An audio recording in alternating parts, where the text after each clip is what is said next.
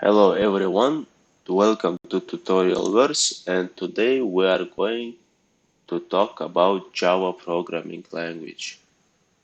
So what is Java? Java programming language was originally developed by Sun Microsystems, which was initiated by James Gosling and released in 1995. So Java programming language is object-oriented. In Java, everything is an object. Java can be easily extended since it's based on the object model.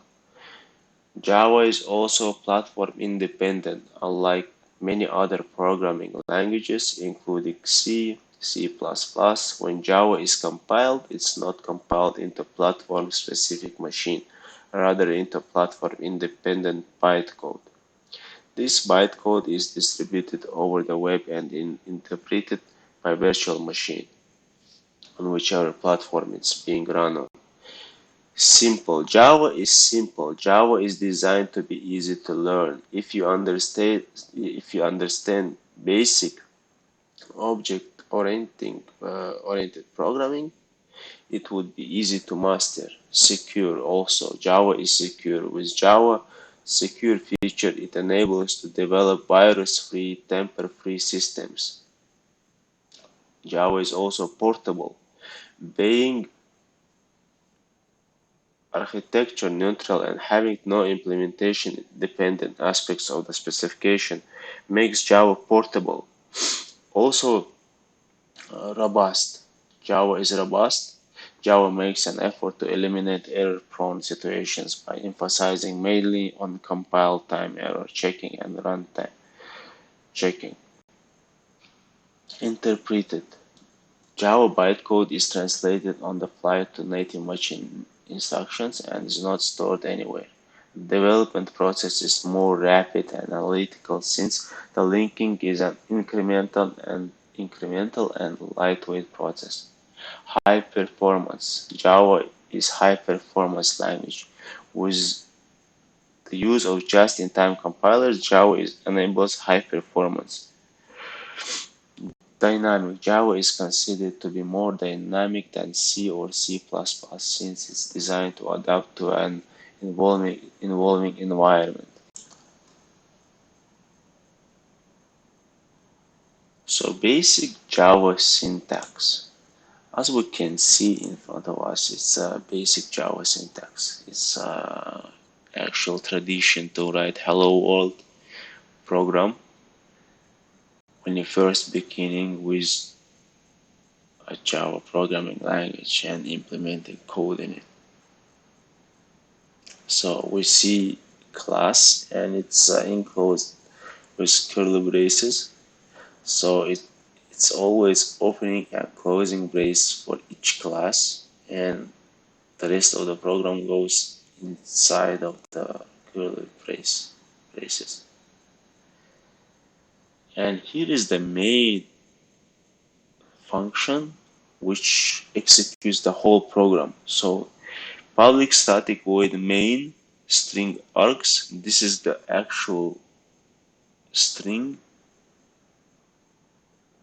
which implements the whole program.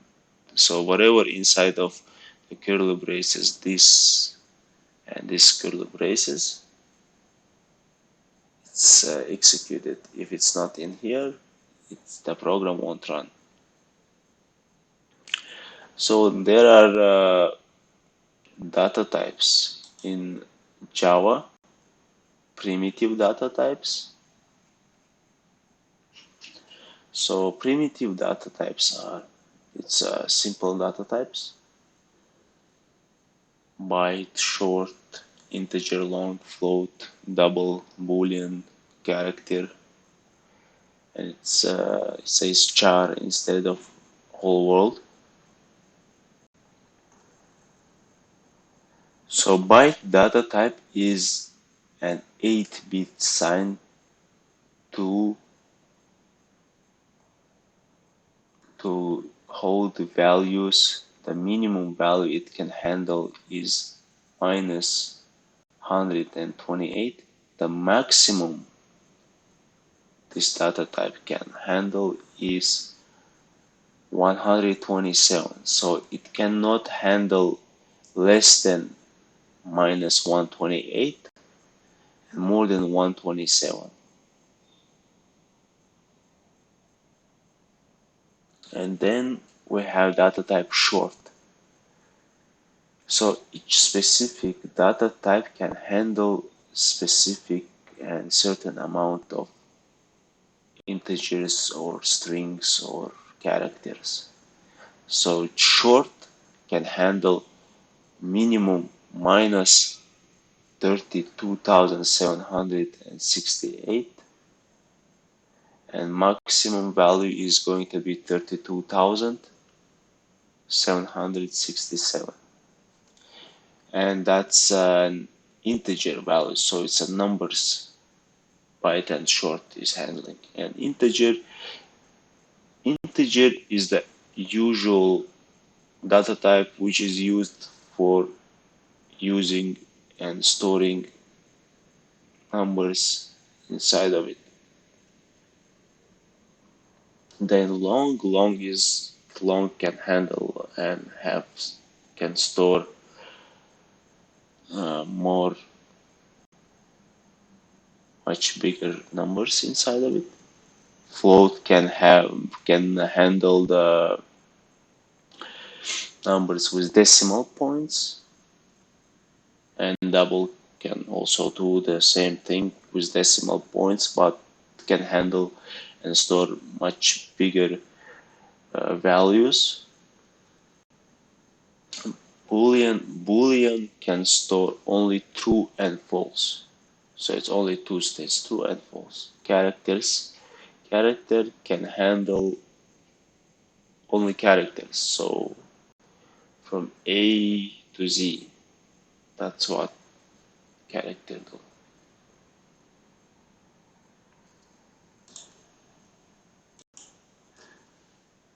So now we're going to talk about access modifiers.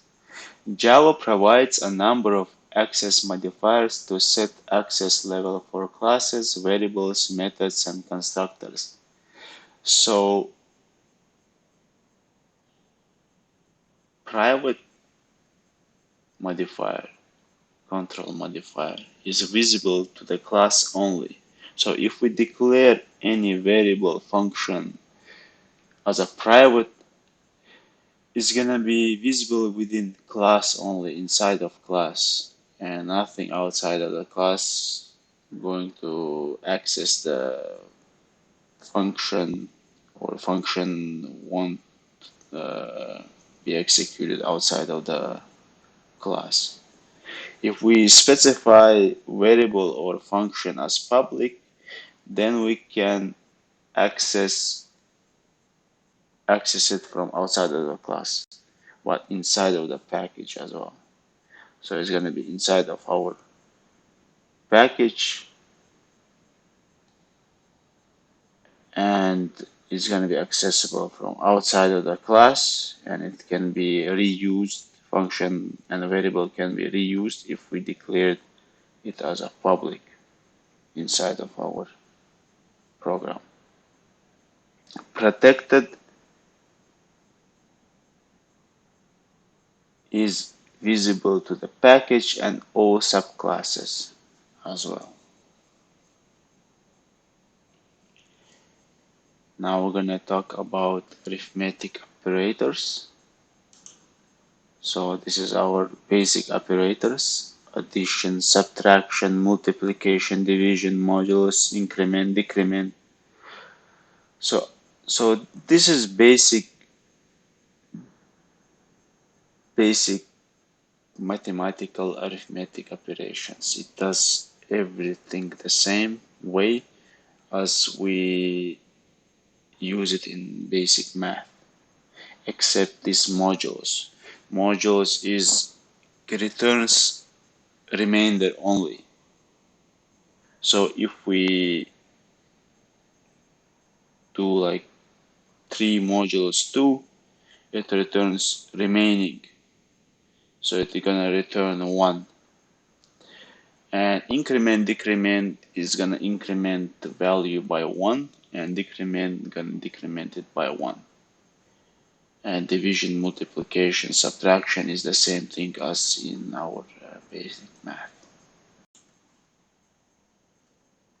Now we're gonna talk about relational operators. First relational operator is equal to. Checks if the values of two operands are equal or not. If yes, then condition becomes true. The second relational operator is checks if the value of two operands are equal or not. If values are not equal, then condition becomes true. Third is greater than operator. Checks if the value of left operand is greater than the value of right operand. If yes, then condition becomes true. The next less than operator is checks if the value of left operand is less than the value of the right operand. If yes, then condition becomes true. The one after greater than or equal to operator checks if the value of left operand is greater than or equal to the value of right operand. If yes, then condition becomes true. Less than or equal to operator checks if the value of left operand is less than or equal to the value of right operand. If yes, then condition becomes true.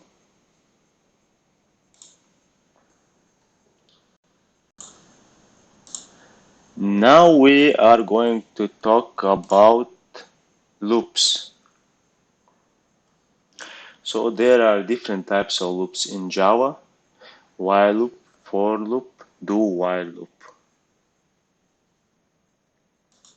So what is loop? There may be a situation when you need to execute a block of code several number of times. In general, statements are executed sequentially.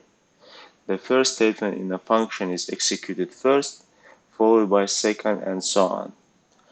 So, in general, loop looks like this. Here is the initial statement. If it's a while loop, for loop, do while loop. If the condition, and it checks the condition. If the condition is false, it exits the loop. If the condition is true, it goes back to initial state by incrementing or decrementing the value, initial value, and then it keeps doing the same thing while the statement is true. So while loop. While loop, this is how the loop looks like, while loop condition. So while you write while and condition in the brackets and open the close curly braces, then you write condition here. If the condition is true, it's gonna go back again and execute condition again.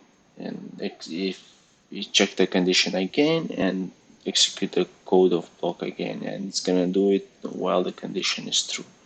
If the condition is false, it's gonna go and exit the loop. For loop is basically the same thing, but it's considered as a good loop for counting stuff. A for loop is a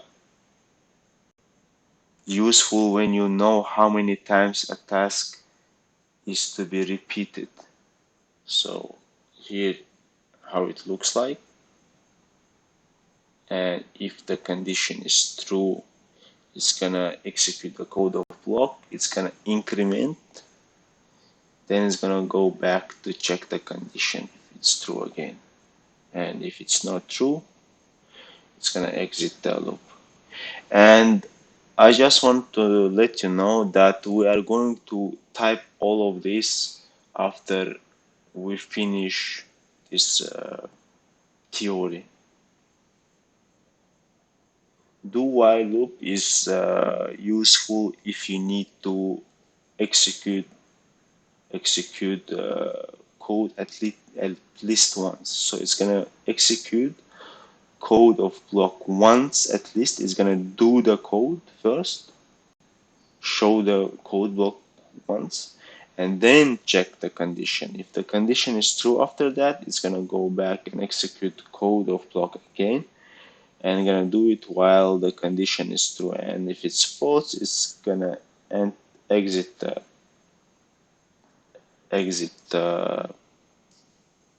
loop.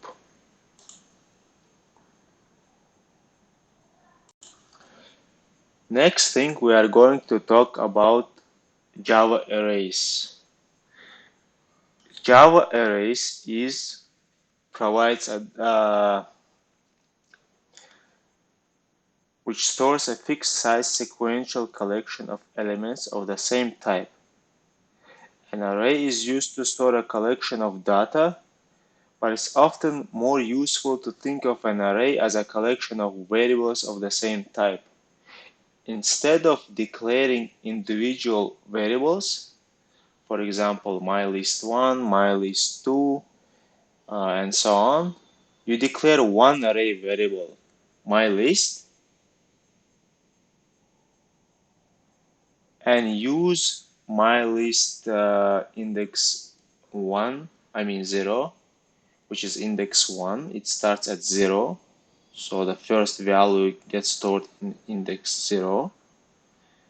And if you specify if you want to store 10 values inside of array, the last element, last variable, is called by calling the ninth index of the array. So we're gonna retrieve it by calling mylist9, and it's gonna be stored there, and we get the value out from there. And after this, we are heading to install IDE so we're gonna download JDK, Java Development Kit, and IDE, Integrated Development Environment. So we can make and write some simple to advanced maybe Java programs. So now we're gonna be talking about Java Development Kit, JDK. In order for us to use Java programming language and IDE, we need to install JDK, Java Development Kit. So how we're gonna do that? We are going to open our browser,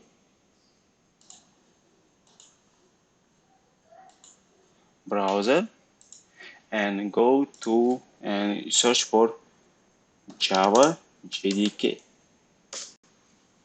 Java JDK, open up this link, then scroll down, accept the license, and then hit JDK 64 if that's your operating system, and choose your operating system and only your operating system. I have it downloaded already and installed it. All you have to do is just execute the file inside of your downloads and double click on that file, jar file, then hit next, next, next till it's done. And that's how you install it. And then you gotta go to your this PC folder, then Acer C folder, I mean C folder, then you gotta go to program files, and that's where it's gonna be installed. Like it's gonna sit there, and then you can find your Java. Here is your Java. Double click on it, and here is your. I have installed it many times, so uh, it's gonna be sitting here after the install, and you have to double click it, and you have to double click bin folder, then then copy this path, and then go to your PC, right click on it, or you can go from desktop, right click on it, properties, then hit advanced system settings, then environment variables. We're gonna specify the path for it. So right click on it, this PC, properties, go to advanced system settings, then hit environment variables. Then you gotta go to system variables, system variables, and hit path and hit new. You can hit new or edit. I have it installed and have specified the path, so you can hit new.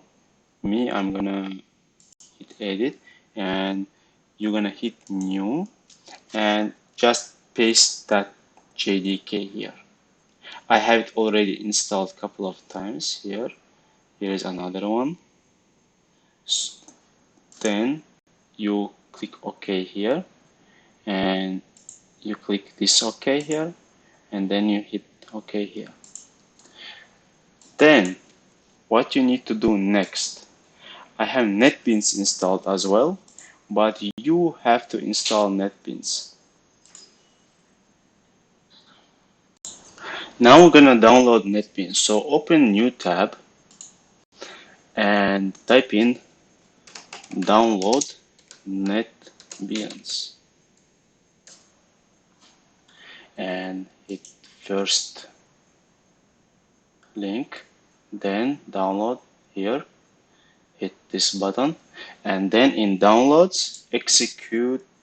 I have already downloaded it, uh, so it's gonna be jar file like this. Double click it, then hit next, next, next, next, and you're gonna install NetBeans. And also you have an option to download both of them at the same time. NetBeans, you just type in NetBeans, and you can with JDK,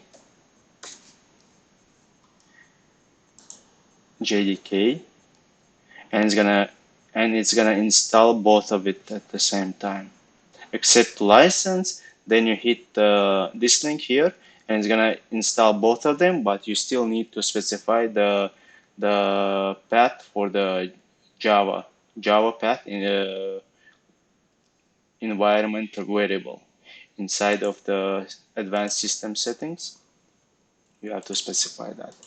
Now, after you install it, so keep hitting next, next, next, and finish. And you're gonna have something like this. I'm gonna close it,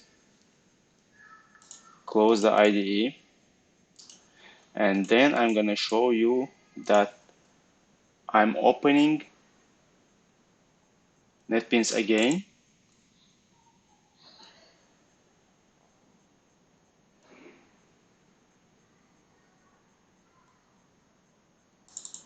Please be patient as it all takes time.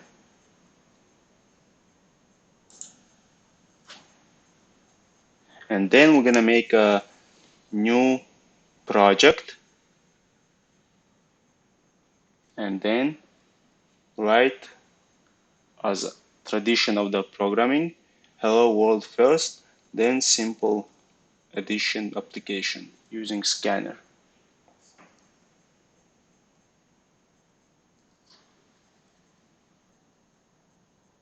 Here's our NetBeans. You're gonna have like a UI like this.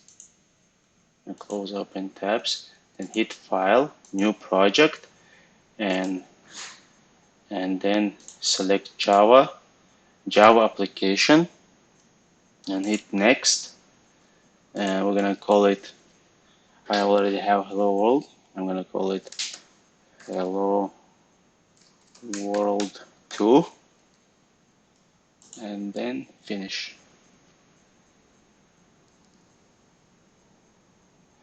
So this is our frame of the program. Now I'm going to type hello world. So how we're gonna display? This is the console here, down here. This is the console, and I'm gonna delete comments. And now we're gonna display hello world. So type in system dot out dot print line, and in quotes say hello world, and put semicolon in the back. Then hit play button, and it's gonna display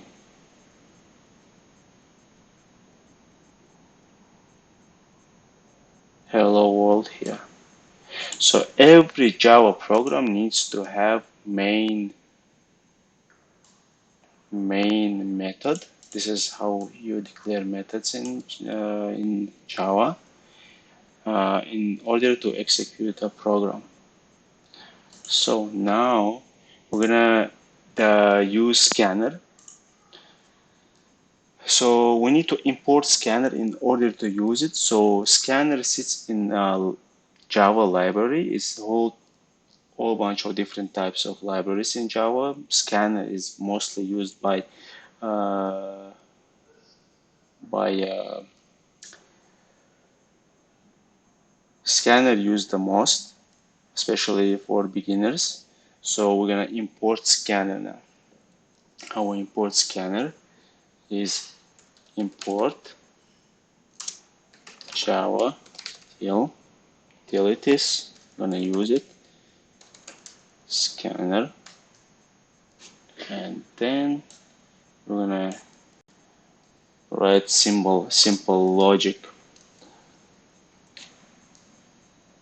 Now we're gonna make an object scanner input equals no scanner system.in system.in in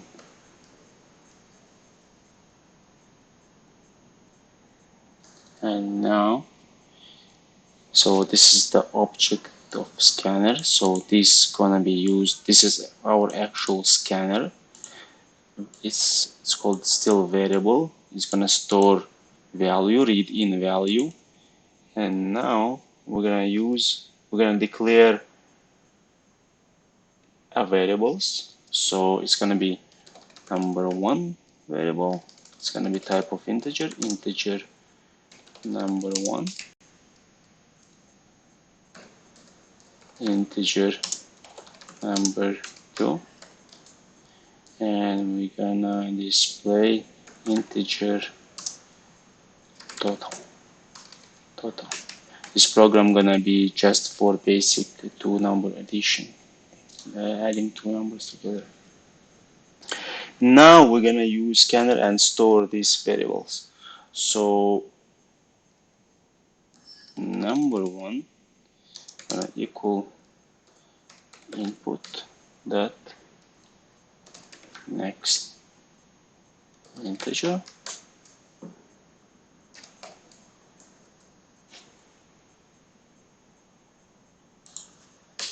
input next integer. Number two equals input dot next integer, and then total is going to equal number one plus number two, and system dot out dot print ln equals total equals, and this is the concatenation it concatenates the strings, and it adds two numbers together plus sign, and then we're going to display total. So now we're gonna also prompt for the input system data that print line. Please enter the values.